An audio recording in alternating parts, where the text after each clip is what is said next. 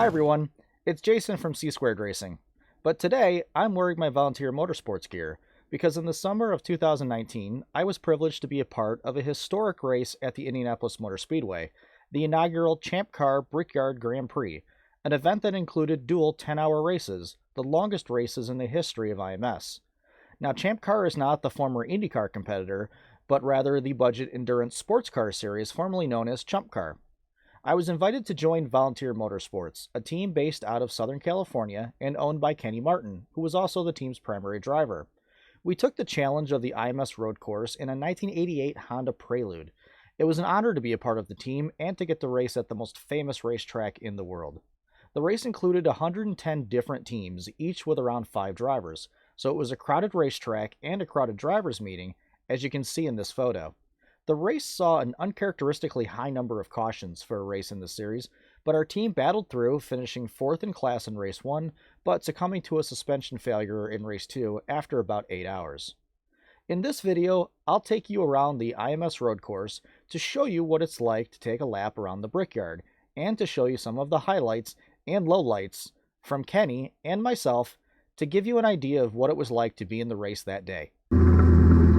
So we're going to start out here with taking the track for the first time on day 1, and one thing that you need to know about a series like ChampCar is that there's no practice or qualifying. So this is literally the first time, this is Kenny driving the car, this is literally the first time that he's been on the track. We did some iRacing practice as best we could, but iRacing isn't going to have the exact car, it's not going to be able to simulate the exact conditions, exact tire situation that we're going to have in the race. So it was a little bit of feeling out early in the race, and that's why you always want to have a good driver in the car to begin with, someone who at least knows the car very, very well, and that's what we had in Kenny starting out the race. Kenny always went out first, so he comes out for a couple of pace laps here, gets the tires warmed up. You're going to see him swerving the car back and forth to get some heat in the tires, maybe to get some heat in the brakes, but also just a chance to see the track for the first time in person. So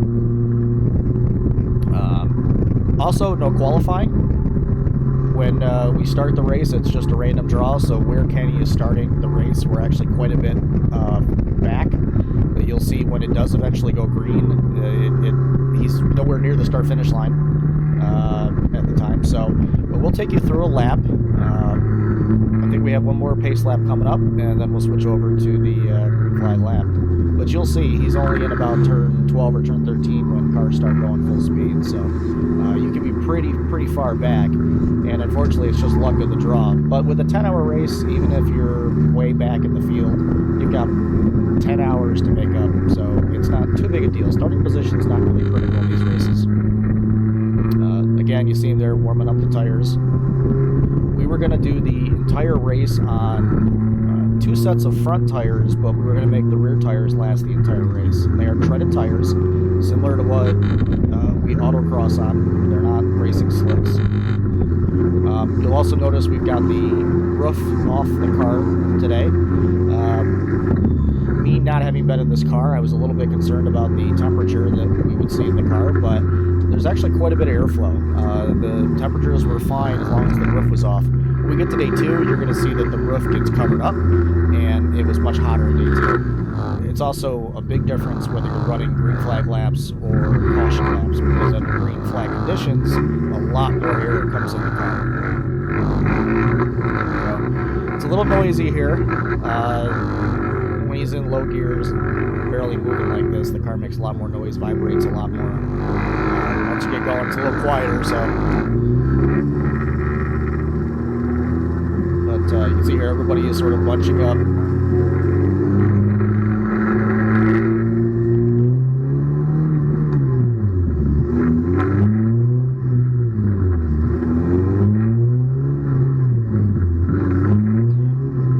This is a production-based car, but the inside is pretty stripped out. There's not any of the normal interior components. The dashboard, the main console, is stock out of the car. The steering wheel stock out of the car. But everything else is stripped out and specific gauges for racing.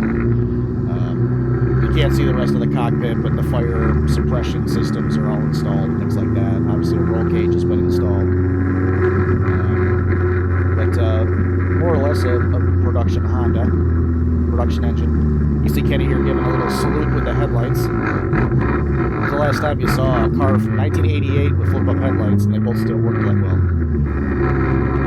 But just a way to acknowledge everybody on pit road as we come to one to go.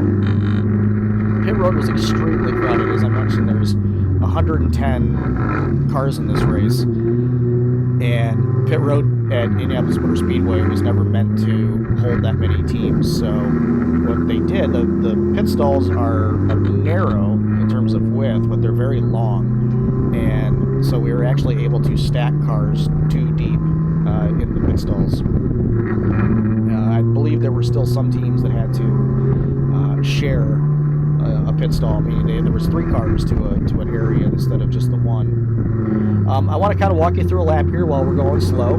Turn 1, real tight turn. You're going to see a lot of action there today. A little bit easier, more gentle turn into turn 2. Again in turn 3, not real challenging. Hit the apex. You want to fade out to the left. Turn 4 can be real tricky, and there's a gravel trap on the outside, so you're going to see a lot of cars that are getting stuck in the gravel trap, including us at one point. You're upshifting here, going through turn 5, a real high-speed corner, but then getting back down to third gear here into what we normally call 5A at this track. Sometimes you'll hear it referred to as turn 6. IndyCar and NASCAR do not run this part of the track, but I like it. Here we go into turn 6, out onto the backstretch, and again drift all the way out to the left, come back to the right, again grabbing 4th gear on your way down the straightaway. This was a place where our car did not have as much straight line power as most of the cars, so this section of the track and the front stretch where we lost a lot of positions to cars where we just couldn't get down the straightaways as quickly as they could. But once we got into the more corner-heavy sections, we could keep up a lot better.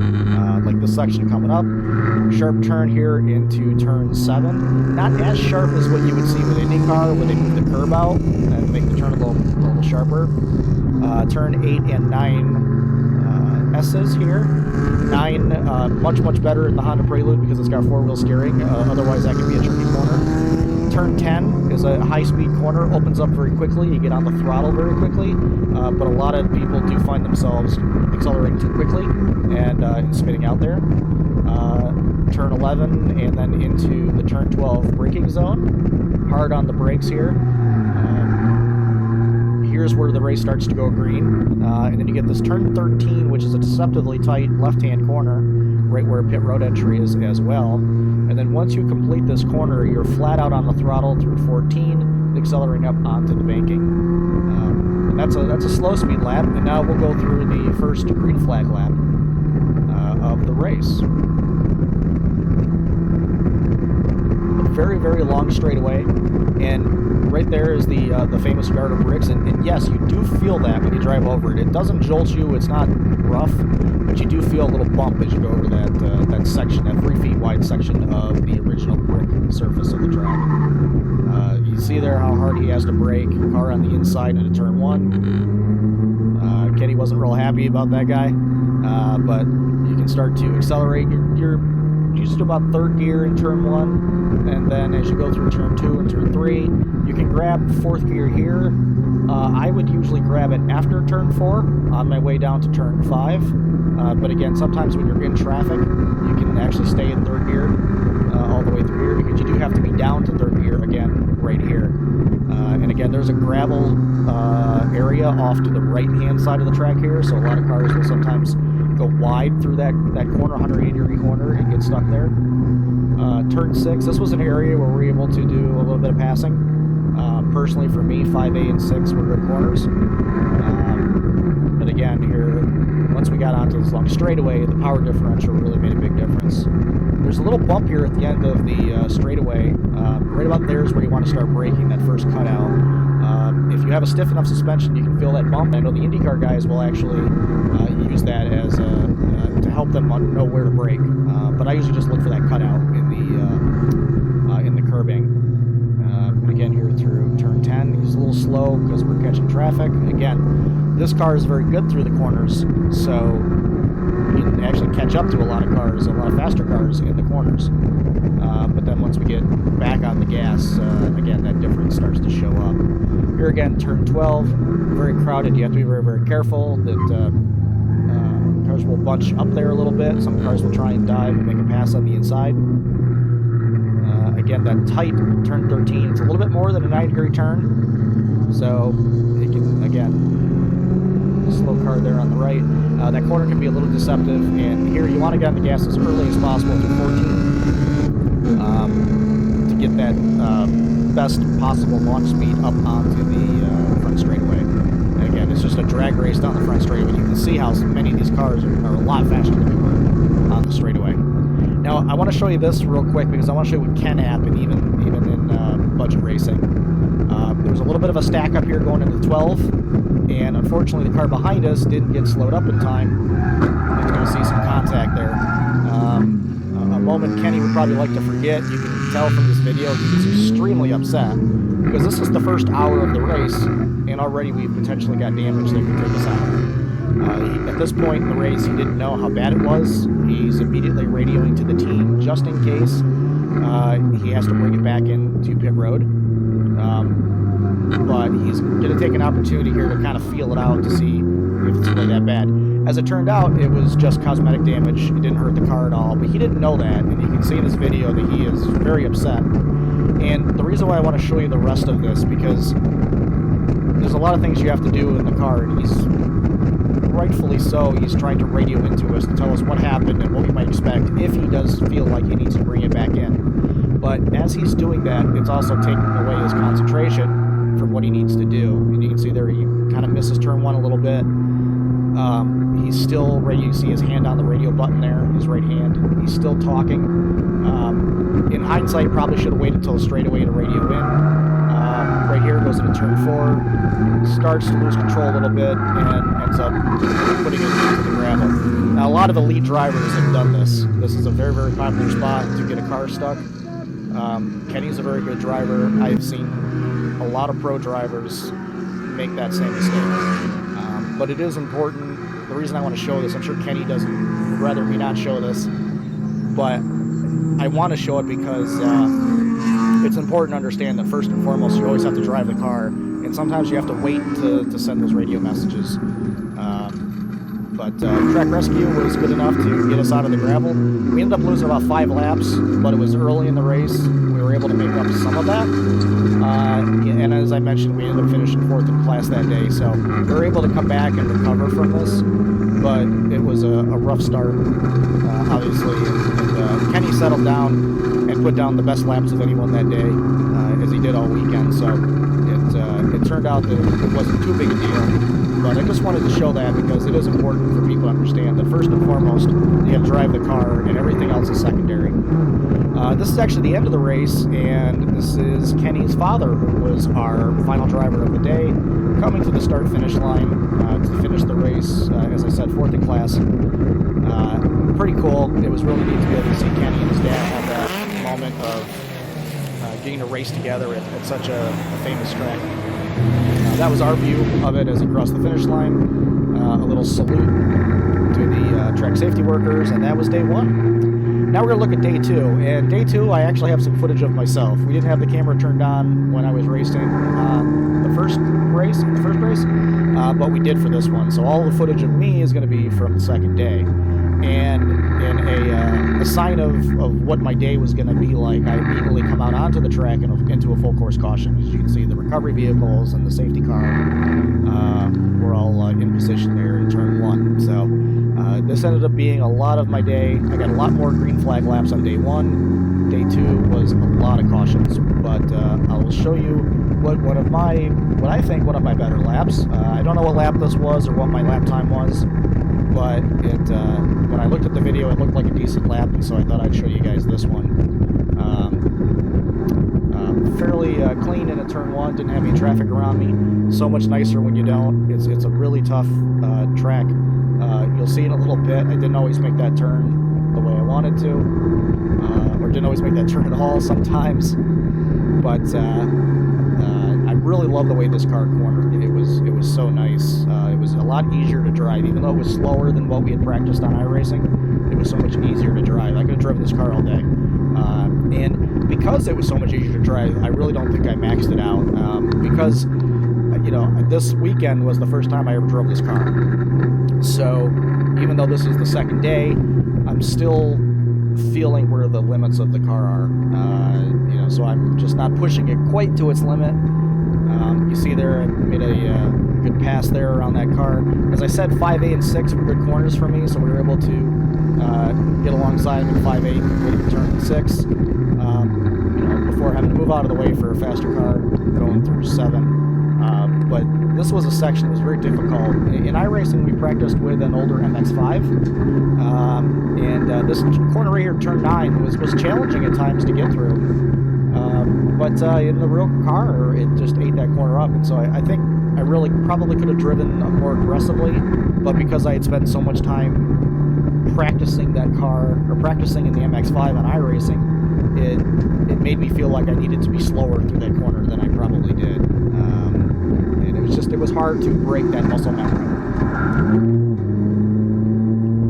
Again, you're coming up 13 was a corner that gave me a bit of a challenge. This corner does not exist in iRacing. iRacing still uses the 2005-ish Formula One course, which uses the oval in this section, not this what we call the motorcycle section.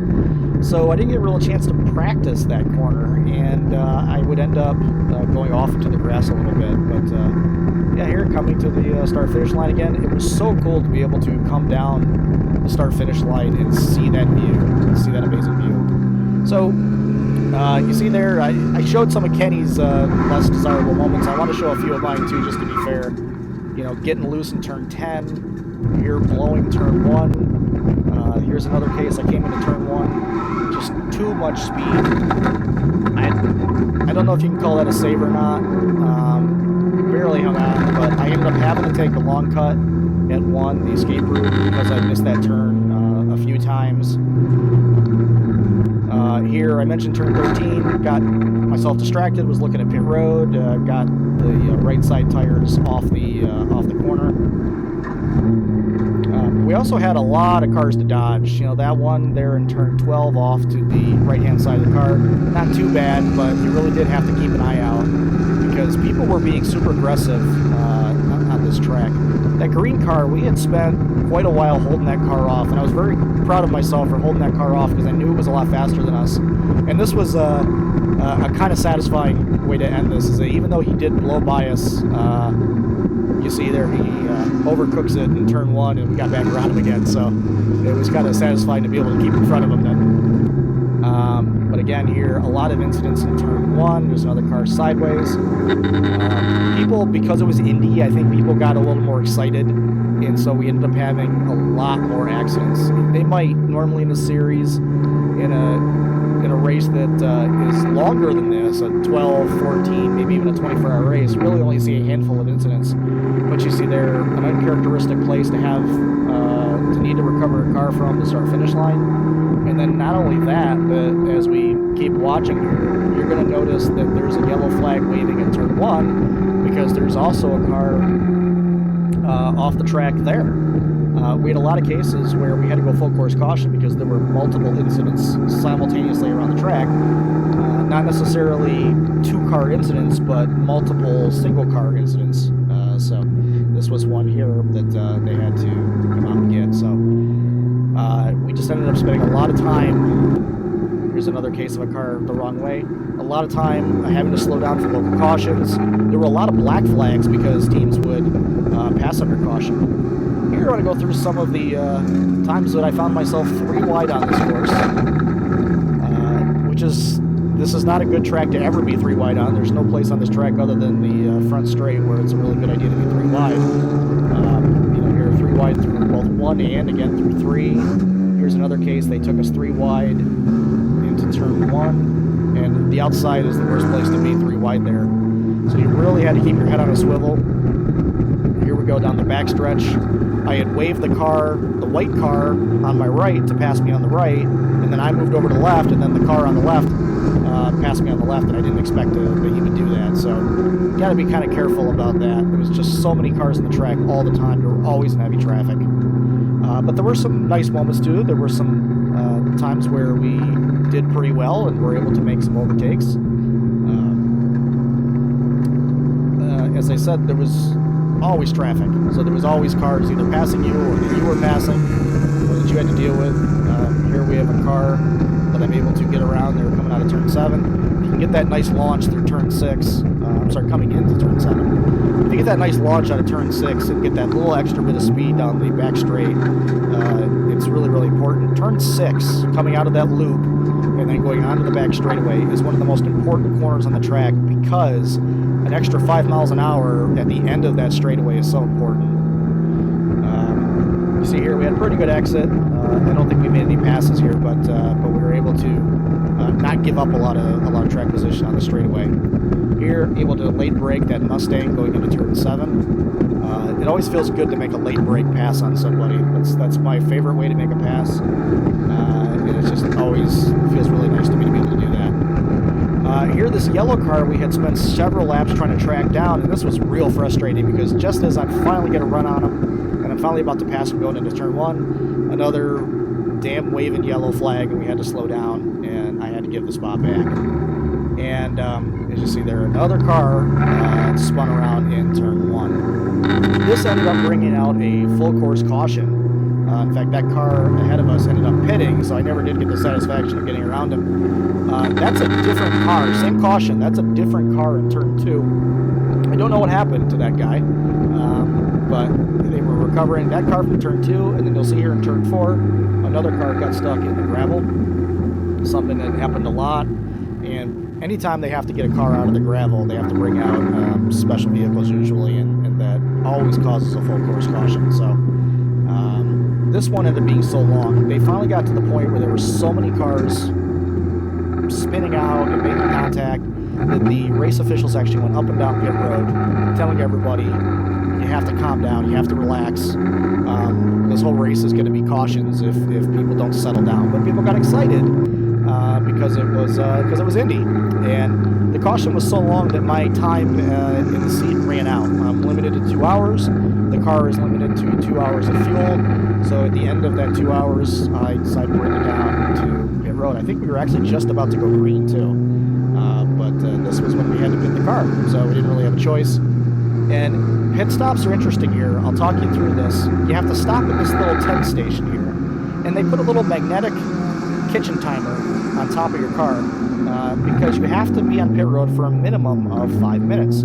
And that is to kind of level the playing field so the teams that have more resources, more money, can't do a lot of things to help speed up their pit times to get an advantage. Everybody has to be on pit road in 5 minutes, so it doesn't really matter. And they check that timer as you leave pit road. There's another stop there that they will take that off your car. You may have seen I'm loosening my belts as I'm coming to my pit stall. I'm not taking my belts off, that would be against the rules, but you can loosen them up a little bit just to save time. And then as I come in, find my pit stall, pull up to that big yellow Tennessee Volunteer flag that they used as a marker, and as soon as I stop, it's not as frantic as, say, an IMSA driver change, but you will see we are trying to be fairly expedient. I'm supposed to kill the electrical power here, which would have killed the radio, but I didn't, and so that's why we have this footage. You see, I push the seat back, I push the steering wheel up. That gives me more room to get out. With the roll cage and the helmet and the Hans device, it's still difficult to get in and out of the car. Kenny is now moving the belts aside. I'm also standing there next to Kenny. You can't see me, but as I get out of the car, my primary job is to help the next driver get in. So Kenny is in there moving some of the belts. Some of the belts actually fell behind the seat, and you'll see that he actually ends up coming back around to help the next driver get the belts on, because with all that equipment you're wearing, it's very difficult.